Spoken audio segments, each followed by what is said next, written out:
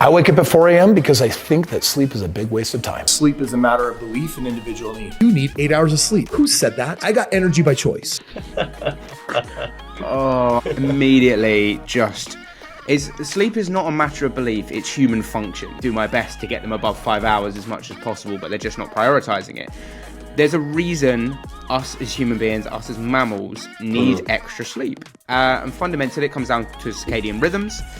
Maybe in that 4-hour block, when we look at a circadian rhythm, he could be having a 4-hour block of 2 1.5 sleep cycles, and they could be like immaculate. Don't get me wrong, guys. Like, I'm not shitting on him entirely, because as I said, if it generally, I feel like he is telling the truth based on his perception. Yeah. So he probably is only sleeping 4 hours a night. He probably is taking stuff that's going to help him with that as well. Yeah. But it's just the way you breach it to everyone, like everyone. Welcome back to the Perform Well podcast. This is the podcast for you if you're looking for performance and wellness optimization so that you can not only smash your career, but also have a better life, better relationships, and better health. We believe that performance and wellness are yin and yang and work together. So listen in as we dive into topics that are going to help you optimize your life for the better. Welcome back again to episode 73, which is nuts to say. That's crazy. I know, man. Based on our last video reaction of Ronaldo's workout, me and Dan had a whale of a time and thought today we're going to try and react to someone that is a little bit more controversial in the fitness space right now.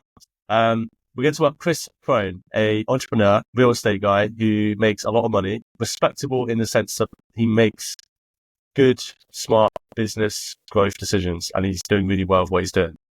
But he started to tap into the fitness industry a little bit and the wellness industry a little bit. And I guess you could argue performance because sleep and entrepreneurship go well together. But he's tapping into it in a way that makes me and Dan a little bit like, oh, we need to talk about this. I never like it when people step out of their circle and start trying to I'm all for experience sharing and like going into that cycle of things. But I think just when people share their thoughts as facts, it becomes a bit of a problem for the industry, because then people see success as this, very it's just not clear. There's not clarity on it. And it just does get a bit frustrating, because then we have to kind of siphon through the mud to try and find what they're trying to actually make points and sense of. Don't get me wrong, freedom of speech, everyone's entitled to their opinion. And you're allowed to record a video saying what your opinion is on something, and that's fine. But then we are also entitled to that opinion to say why they're wrong or right, etc., which is what we're going to do today. So we're going to dive into it. Dan, I believe you've got the clips, man. I do indeed. Let's get moving and grooving. So anyone that's listening, we're about to pop on a video clip, but you'll also be able to hear them speaking. So you won't miss any context by not being able to see it. Okay, so let's start off with don't use much sleep. Last night was early. I went to bed at like 10. Normally it's midnight, sometimes 1 in the morning. I'm gonna get up at 4. Always, Monday through Friday. We hear the people that say that that's not true because you need more sleep than that to function. I think that sleep is a matter of belief and individual.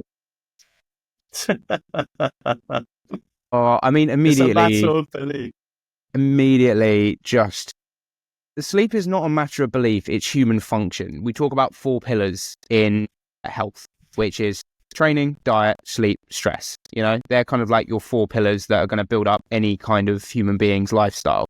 It's not a belief. You don't have to believe you need more sleep. Now, some people may argue they can run fine on 4 hours sleep. I've got clients who I do my best to get them above 5 hours as much as possible, but they're just not prioritizing it. There's a reason us as human beings, us as mammals, need extra sleep. And fundamentally, it comes down to circadian rhythms. Maybe in that 4-hour block, when we look at a circadian rhythm, he could be having a 4-hour block of 2 1.5 sleep cycles, and they could be like immaculate. He could be getting at least an hour of deep sleep, and he could be getting 2 hours of REM in that time. Fair play to him. And to be unfair, there's also a rare genetic mutation in some people, in a very small amount of people, where they can run on less sleep too. And so, potentially this person, Kris himself, has this genetic mutation, potentially has these genetic abnormalities that makes him better with this kind of thing. But does it mean that everyone listening in to what he's saying should be doing the same thing? Fuck no. No. But he speaks in a way of this is where he says about his belief. He's invoking his own opinions onto people, but we'll continue watching anyway. My wife used to sleep like 8 to 9 hours a day. Now she's like 5 or 6. She usually goes to bed at like 10. So you get about 6 hours of sleep. But she caused herself to believe forever that she needed more than that to be well. It's been proven that 72% of everything is psychosomatic, which means it's belief-driven, not need-driven. I want to know where he got that stat. Psychosomatic. Everyone just loves to throw a stat in there. I'm really curious at where he got that 72% from, about it being psychosomatic. And I agree, there is a lot of psychosomatic issues out there that people can, if we just go from a very general side of things, people believe that doing a certain exercise will cause injury. Very psychosomatic, causes avoidance issues, and then actually you do increase your risk of injury because you're so fearful of the exercise. However, 72% is psychosomatic. I had to search what psychosomatic even meant because I've heard it before, but I was like, what goes on in your head? It's the thought process which builds a belief and a belief system. I'm also interested because I've just searched the 72% psychosomatic thing that he just mentioned, but it's saying about 72% of employees report at least one psychosomatic symptom. So I'm not sure how this relates to what he's talking about. I reckon he's probably read a study somewhere with not much founding behind it, and he's just gone straight with it and gone, yeah, this supports my belief of no sleep. I'm gonna run with it. Yeah, maybe. Let's see what else he has to say anyway. I'm really interested. Needs are determined by beliefs. Okay, so he said needs are determined by beliefs. And beliefs is like a foundational part of everyone's life. We've all got beliefs that we build up over time. As I say, some people believe that a certain exercise will injure them. Some people believe that, there's other realms that are causing them. For example, some believe that they'll never lose weight. And fundamentally, a lot of the people that do believe that struggle to lose weight. But that's just causes of alignment. So your beliefs build alignment. Your alignment then builds into habits. And your habits then build into the results. And it also works vice versa, Yeah, it's like a cycle, isn't it? Like, it's not just, you need the belief first. It's not a chicken or egg situation, but anything that you affect can affect the other areas too. Tony Robbins talks about thoughts, actions, beliefs, and results. And you can target any of these 4 things in order to start seeing progression on the other too. And then when you start doing that, you start to see a cycle upwards. And I'm sure most of you listening, you've noticed that, habits, they tend to get easier when you gain momentum. But as soon as you take 2 or 3 days off, suddenly it feels like you're at a dead stop and you feel like you're so far away from your habits that you were building. And that's genuinely what kind of happens. But for him to say that it's a belief thing in order to, that dictates in terms of how much sleep you need is obviously got some wrong, aspects to it. I do want to pull this conversation a little bit because when we went to what was the name of the event we went to? Perform X. We went to Perform X, which is a big fitness event, and Phil Lerney was there, and he's introduced his HM24, which is a supplement he's brought out to improve people's sleep. Anyway, the important part of that conversation that came from Phil Lerney's conversation was discussing about that people can create psychosomatic beliefs around their sleep. If you believe you're going to have a disrupted night of sleep, you'll probably have a disrupted night of sleep. But, for example, we then talk in the context of when you struggle to get that sleep, does that then cause us more stress and continuously over time? Because if we continue to believe that we're not going to get much sleep, it's just an endless cycle. However, if we align the habits throughout the day, an important wake cycle, Nick's got a cracking wake cycle. He looks after himself throughout the day, make sure his minerals are all in balance. Same with other clients that we've got. And when he sleeps, he's in a good position to go to sleep with less anxiety. Are you talking about me? Yeah, I'm speaking about yourself. Yeah, I'm speaking about yourself. Well, I'm saying you've got a good wake cycle, like in terms of allowing you to get to sleep. Yeah, I mean, yeah, okay. In some ways, I'm pretty human, like most of you guys are, and I won't lie, my sleep schedule is messed up sometimes. Like, it's one thing to be aware of it, and it's one thing to fix it. And just like anyone, we go through cycles ourselves. But based on what you're saying, obviously, psychosomatics, belief systems when it comes to sleep, there is an argument for the physiological side of things, where you need a certain amount of deep sleep, a certain amount of REM sleep in order to function, in order to repair your body. And on one side of the coin, for Chris's benefit, you do not need more than 4 hours of deep and REM sleep. Like when you look at deep and REM sleep, you only need, I think it's about an hour to an hour and a half of deep, and potentially the same for REM. I need to obviously just confirm those, but You're right. Yeah. that's less than the 4 hour amount that he's talking about. So if he's sleeping really quality sleep and he's just getting so much deep and REM sleep in those 4 hours to the point where he is recovering to a high degree, that is working for him. Well, But here's a question so for you, Nick. Let's What's talk that? about that. What was your sleep like last night? Because that So would I've be stopped- quite a good thing for the listeners. I've Oh, you stopped stopped tracking my sleep at the moment. Yeah. Because if we talk about psychosomatics, I was getting wound up a little bit with the fact that even when I had a good night's sleep, it would tell me I didn't, and then that would make me feel like worse than I needed to feel. And so Yeah. I've got to the point where I kind of gave up on it a little bit, just for now. Mhm. That being said, it's been good to track it in the past. Guessing you're on about, what, 72? I haven't got a Whoop, but I do it obviously through my Apple Watch Sleep. And actually, it is a useful tool that's been teaching me like the different habits that I put into the evening. I mean, my deep sleep suffers. I've always struggled with deep sleep because I'm quite disrupted at the start of the night and quite an anxious person. So just need to tune this out a little bit.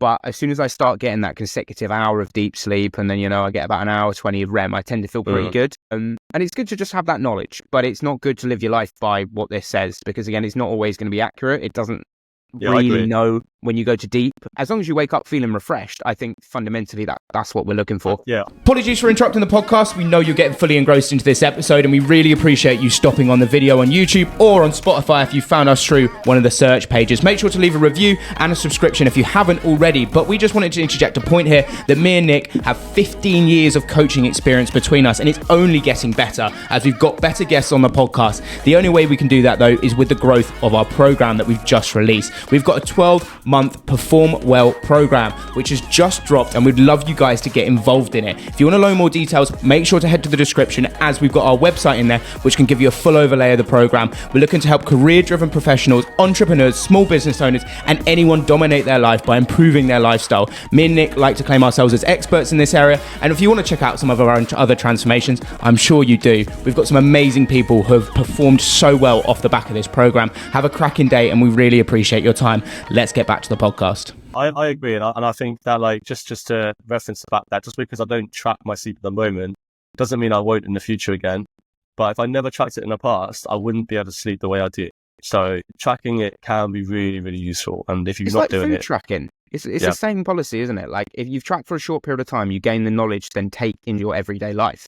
And this is where habits will be good to just learn, just have an intensive period of time. Like I've been tracking my sleep for the last 6 months, just to kind of see what things are interchangeable. And I now know what my evening routine. I started doing hot showers because hot showers are foretold to improve your deep sleep quality. wait, but you never actually- did hot showers before? I never did hot showers before bed, no, because it was just another thing to add to my list. When I finish late in the day, it's just another 30-minute job. I thought that was common sense. Hot shower is like the gold standard pre-sleep routine. And I'm not even saying that based on something I researched. I just always kind of felt like having a nice warm shower before bed made you feel better.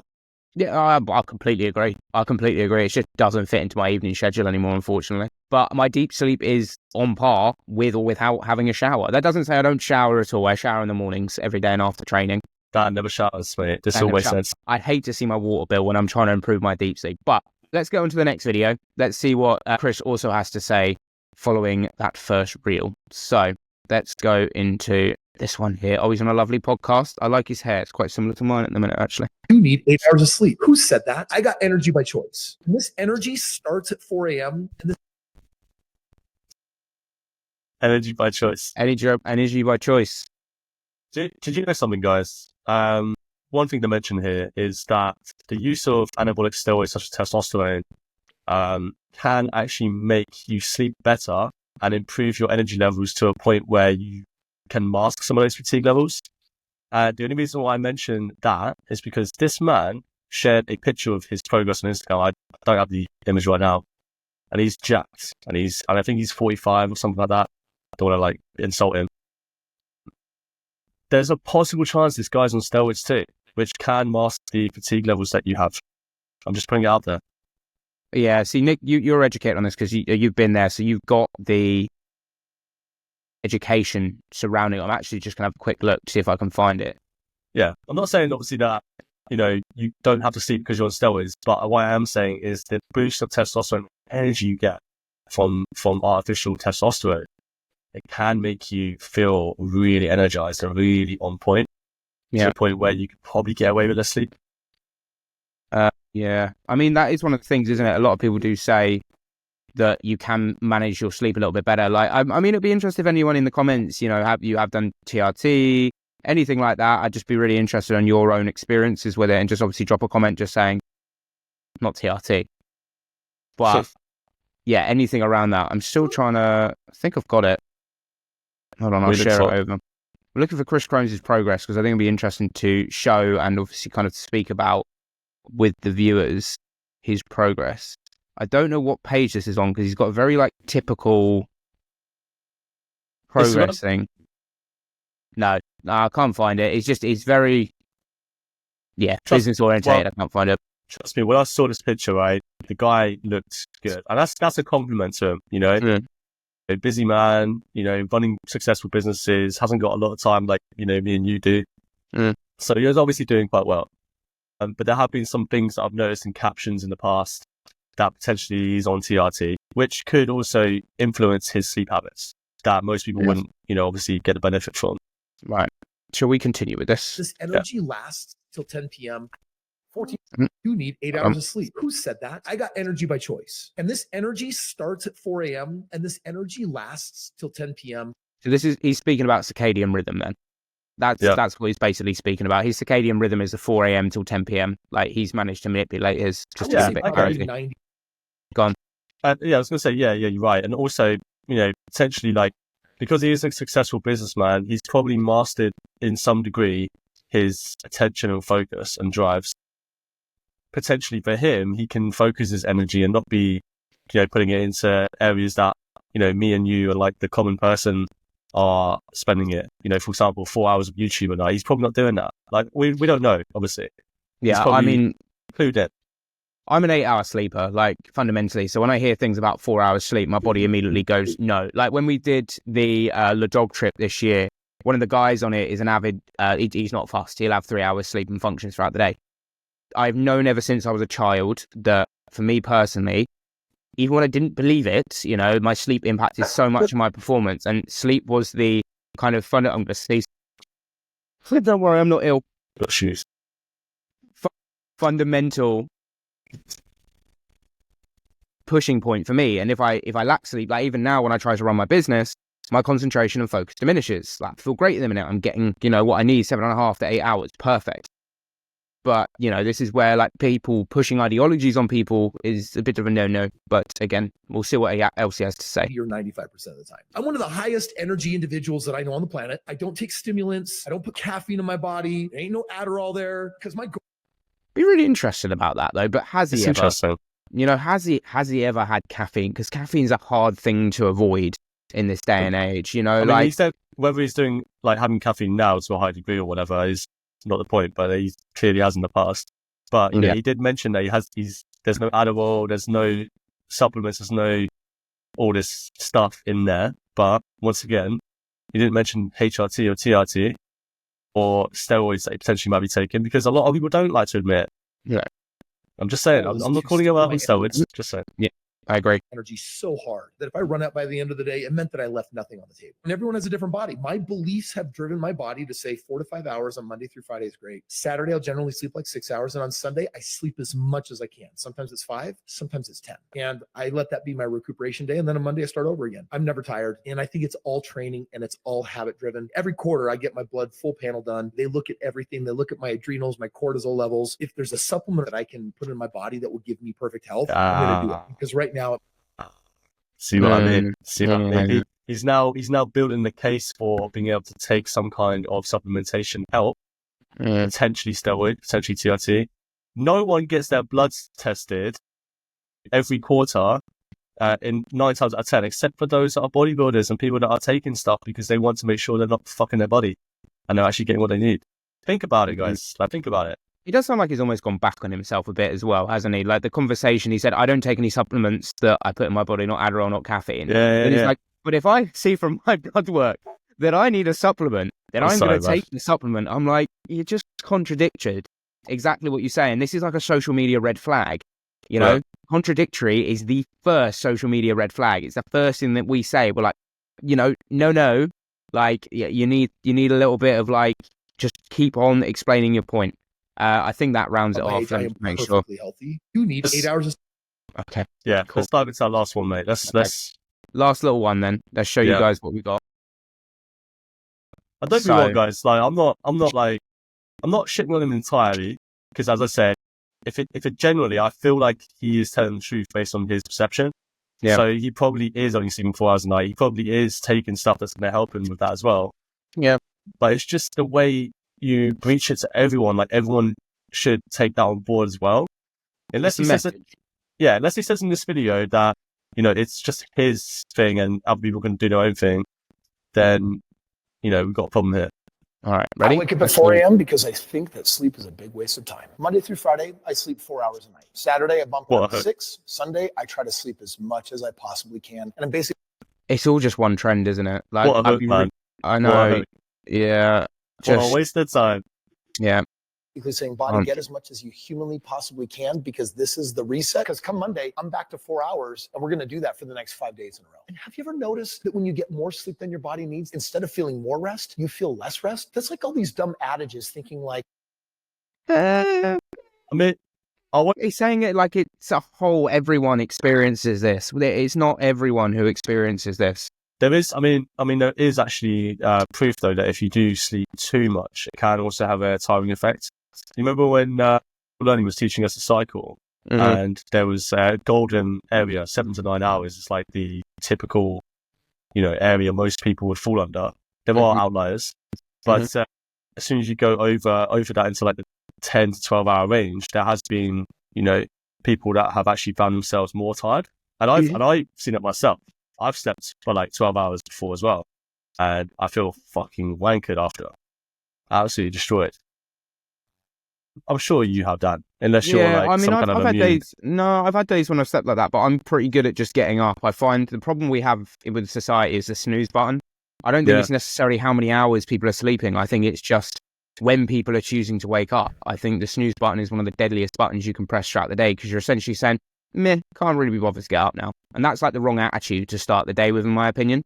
I think it's more the attitude of turning around and saying, you know, no matter what happens, I'm getting up and out of bed and I'm getting on with what I need to get on with. And people can try to go back into a sleep cycle, and because some people drop into deep sleep quite quickly, or REM, they can come out feeling really, really groggy. Like, they can come out feeling really hungover. So I think that's more the problem than anything else. To be fair though, if you're coming out of a sleep cycle, you should, in theory, wake up without necessarily feeling like you need to snooze if it's at the right time. If you're like going to bed at say 10 p.m. and you're waking up at 5:30, which is 7.5 hours, that's 5 REM cycles. But you need to take into account the time to fall asleep as well. So you're actually sleeping potentially less than 5 REM cycles and waking up halfway through one, which is why you feel so groggy. It's worth taking into account, like time to sleep, latency. That's what it's called. Right. Cool. Let's round this one off. Energy comes from food. You're like, wow, I ate more than I've ever eaten in my entire life and have more energy. No, it's the opposite. You feel like you got less energy. Same thing with sleep. You sleep too much, and guess what? There's something wrong. You're walking around like an anemic person. Energy doesn't come from food, and energy doesn't come from sleep. Energy comes from choice. But Energy comes from choice. Energy comes from choice. The famous words of Gandhi, they were, I believe, back in day. I mean, for anyone that's meditated, I know you have, Dan. Like, meditation can bring a sense of more energy to you. So there is a psychological component to energy. It's not all physiological, but it's a balance. Like, we can't just be focused on the mental aspects, and we can't be focused just on the physiological aspect. We need a bit of both. We need to have good mindset strategies. We need to, you know, when I say good mindset strategies, generally, just not getting too distracted and overthinking and being neurotic, and actually having periods of time where you switch your brain off and you allow your brain to rest. And rest does not mean in front of a TV. It means rest. You don't engage it with anything super stimulating for a period of time. That's effective. Good shit. And you just got to balance that all out. But thank you very much for listening today, guys. We appreciate you tuning in for another reaction video. We had a little comment regarding the camera quality. So if the camera quality for myself looks better, please let me know, because I've done a little bit of work on it today. Yeah, a cracking one, guys. Thank you. We appreciate you. Make sure you subscribe. We're over 100 subscribers now. The next mission is 200. We're hoping to hit that before we hit 100 episodes. And we've got some really exciting stuff happening in the new year with content and with the production of content too. So we're really excited to share that with you. And we will catch you guys later.